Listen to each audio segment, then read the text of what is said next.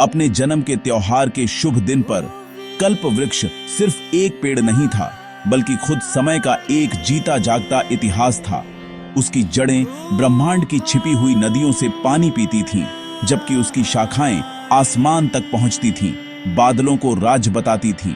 उसके आसपास की हवा एक पुरानी एनर्जी से गूंज रही थी, एक पवित्र कंपन जो आर्शियों, खोजने वालों और यहां तक कि देवताओं को भी अपनी ओर खींचता था।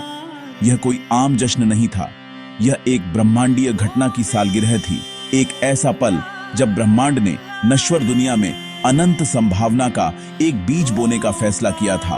उसके नीचे की जमीन पवित्र थी, अनगिनत पीढ़ियों की प्रार्थनाओं से पावन की हुई, जिन्होंने उसकी छाया और उसके आशीर्वाद की तलाश की थी।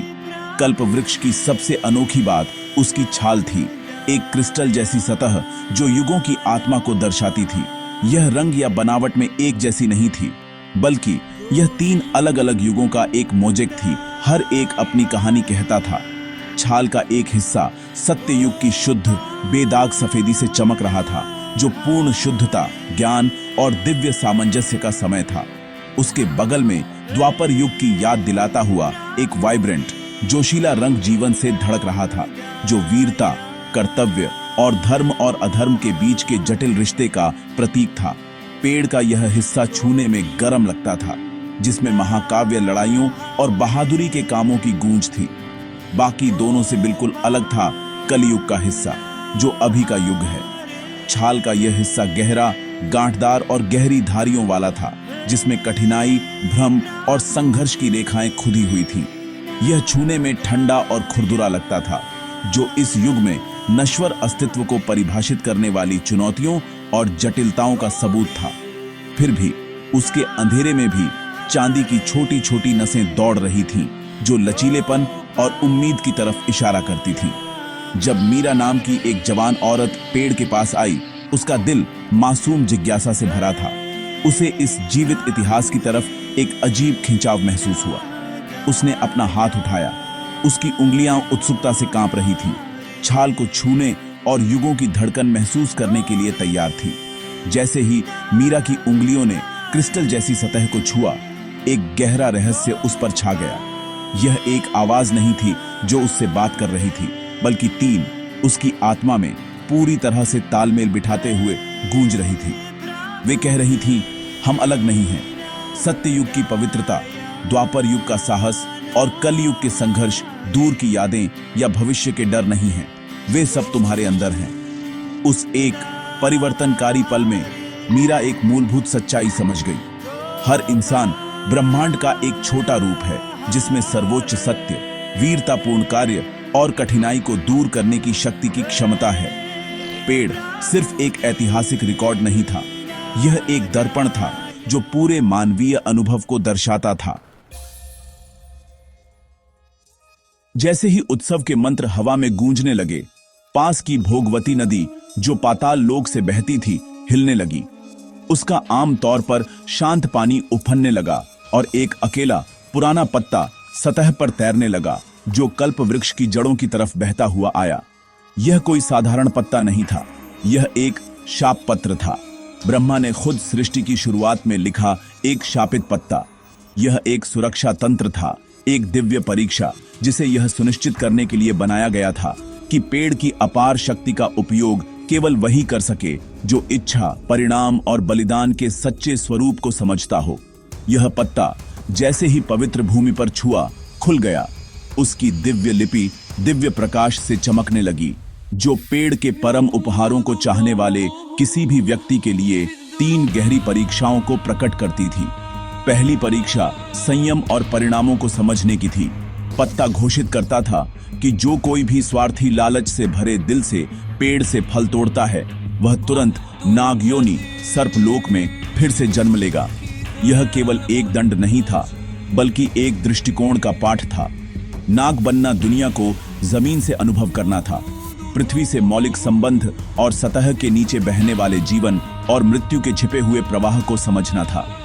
यह अहंकारियों को विनम्र बनाने और यह सिखाने के लिए डिजाइन की गई एक परीक्षा थी कि हर क्रिया, खासकर जो इच्छा से प्रेरित हो, का एक गहरा और परिवर्तनकारी प्रभाव होता है जो ब्रह्मांड में फैलता है। दूसरी परीक्षा संबंध और सहानुभूति पर केंद्रित थी। इसने फरमाना सुनाया कि जो कोई भी पेड़ की छाल को छूता है, जैसा कि मीरा ने किया था, उसे शक्ति नहीं मिलेगी बल्कि इसके बजाय प्रेम रस से भर जाएगा, जो शुद्ध बिना शर्त प्रेम का सार है। यह दिल की परीक्षा थी। इसने अहंकार और व्यक्तिगत लाभ की इच्छा को दूर कर दिया। इसे सभी रचनाओं के साथ एकता की गहरी भावना से बदल दिया। इस प्रेम रस को महसूस करना अश्वत्थामा के दर्द, राधा के आनंद और हनुमान की भक्ति को एक साथ समझना था। यह ब्रह्मा का तरीका था, यह सुनिश्चित करने का कि साधक के इरादे शुद्ध हों, उनके ध्यान को लेने से देने की ओर, नियंत्रण से करुणा की ओर स्थानांतरित करना। अंतिम परीक्षा निस्वार्थ सेवा और साझा दुख की थी। शाप पत्र में कहा गया था कि जो कोई भी पेड़ की जड़ों को पानी देगा, उसे कोई इनाम नहीं मिलेगा, बल्कि इसके बजाय उसे अश्वत्थामा के अंतहीन दर्द में हिस्सा लेना होगा। जो अमर योद्धा पृथ्वी पर अकेला भटकने के लिए शापित है, अपने पिछले पापों का बोझ ढो रहा है। यह परोपकार की अंतिम परीक्षा थी। इसने साधक से एक पोषण का कार्य करने के लिए कहा, किसी पुरस्कार के लिए नहीं, बल्कि इस पूरे ज्ञान के साथ कि इससे उन्हें व्यक्तिगत दुख होगा। यह किसी ऐसे व्यक्ति को खोजने की परीक्षा थी जो दुनिया को ठीक करने को तैयार हो, भले ही इसका मतलब उसके गहरे घावों को सहना हो, अपनी योग्यता को गहरे निस्वार्थ बलिदान के माध्यम से साबित करना हो। कल्प वृक्ष की शाखाएं शानदार जीम फ्रूट्सों से लदी हुई थीं। हर एक एक चमकता हुआ रत्न जो अपनी आंतरिक रोशनी से धड़क रहा था। ये साधारण फल नहीं थे जो शारीरिक प्यास या भूख बुझाते थे। वे कहानियों के पात्र थे जिनमें प्रेम के कई रूपों का सार समाया हुआ था। हर फल में एक अलग कहानी थी, एक अनोखा सबक जो एक योग्य हृदय द्वारा समझे जाने का इंतजार कर रहा था। वे नीलम, माणिक और पन्ना के रंगों में चमक रहे थे और उनके क्रिस्टल जैसे गहरेपन में करीब से देखने पर कोई महाकाव्य रोमांस, दुखद अलगाव और अंतिम मिलन के दृश्यों को एक दिव्य सिनेमा की तरह चलते हुए देख सकता था। ये धर्म के फल थे, ऐसी कहानियां जो आत्मा को ही पोषित करती थीं। सबसे मनमोहक फलों में से एक पन्ना हरा रत्न था, जिसमें एक नाग राजकुमार और एक मानव राजकुमारी के बीच एक निषिद्ध प्रेम की कहानी थी। उसकी गहराइयों में कोई सर्प राजकुमार को पुरुषों की दुनिया में चलने के लिए अपनी त्वचा बदलते हुए और राजकुमारी को उसकी दुनिया को समझने के लिए पृथ्वी की शांत प्राचीन भाषा सीखते हुए देख सकता था।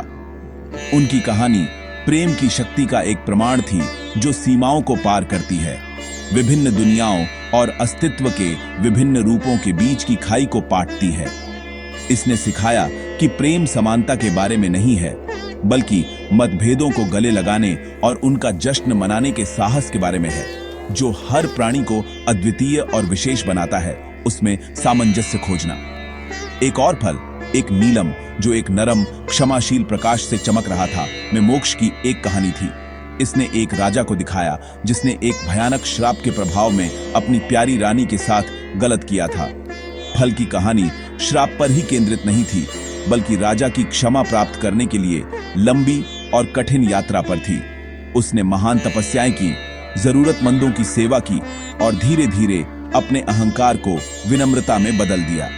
कहानी का चरमोत्कर्ष श्राप का टूटना नहीं था, बल्कि वह क्षण था जब रानी ने उसके सच्चे हृदय परिवर्तन को देखकर उसे अपनी क्षमा प्रदान की। यह फल प्रेम की क्षमता का एक शक्तिशाली प्रतीक था जो ठीक करता है, पिछली गलतियों को धो देता है और समझ पर आधारित एक नई शुरुआत की अनुमति देता है।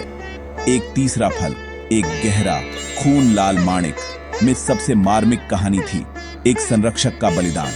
इसने एक दिव्य रक्षक को दर्शाया जो एक नश्वर महिला से प्यार कर बैठा था, जिसे उसे बचाने का काम सौंपा गया था।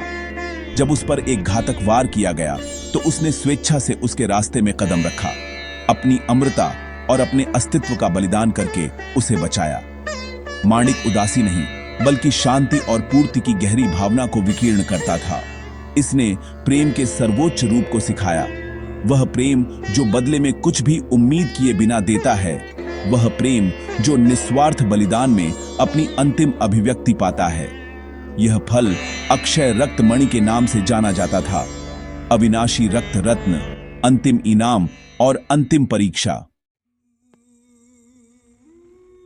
जैसे ही उत्सव अपने चरम पर पहुंचा, अक्षय नाम का एक नौजवान, जिसका दिल बलिदान की कहानियों से भर गया था, आगे बढ़ा। उसने मीरा को छाल छूते हुए और युगों की एकता महसूस करते हुए देखा था।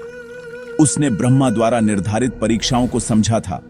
उसे लगा कि दुनिया को केवल प्रेम या क्षमा की नहीं, बल्कि एक ऐसे नेता की जरूरत है जो सबके अच्छे के लिए अंतिम बलिदान करने को तैयार हो। एक स्थिर हाथ और एक मौन प्रार्थना के साथ उसने ऊपर हाथ बढ़ाया और अक्षय रक्तमणि, संरक्षक के बलिदान का माणिक लाल फल तोड़ लिया। जैसे ही उसकी उंगलियों ने उसे पकड़ा, एक तेज ऊर्जा उसके शरीर में दौड़ गई और फल प्रकाश में घुल गया। उसके हाथ पर एक निशान छोड़ गया।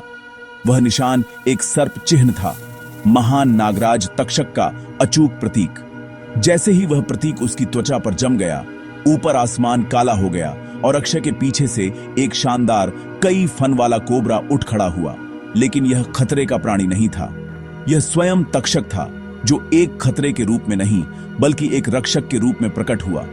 उसका विशाल फन अक्षय के सिर पर फैल गया, एक जीवित छत्र बन गया, सुरक्षा का एक शाही छत्र।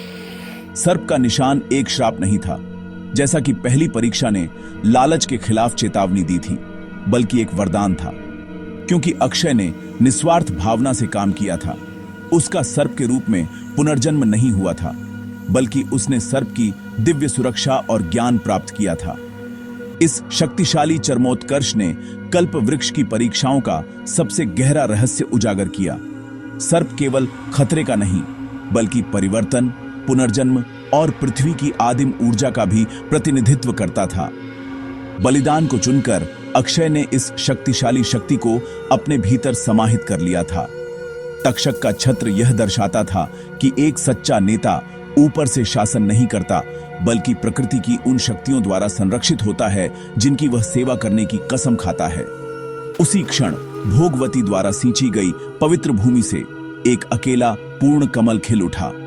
उसकी पंखुड़ियां आसमान की ओर खुली, जो शुद्धता, सृष्टि और एक नई चेतना, एक नई शुरुआत का प्रतिनिधित्व करती थी।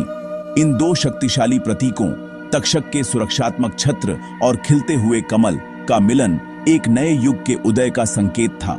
सर्प का छत्र विश्वास, सुरक्षा और कठिन सच्चाइयों का सामना करने के साहस की नींव को दर्शाता था। कमल इस नींव पर बने भविष्य का प्रतिनिधित्व करता था, शांति, रचनात्मकता और आध्यात्मिक जागरण का भविष्य। अक्षय सर्प द्वारा चिह्नित और कमल द्वारा धन्य, शक्ति का राजा नहीं, बल्कि इस नई आशा का संरक्षक था। कल्प वृक्ष के जन्म उत्सव की कहानी एक कालातीत सबक बन गई। सच्चा परिवर्तन शक्ति की इच्छा से शुरू नहीं होता, बल्कि प्रेम के एक निस्वार्थ कार्य से होता है, जो सभी के लिए एक बेहतर, अधिक सामंजस्यपूर्ण दुनिया के बीज बोता है।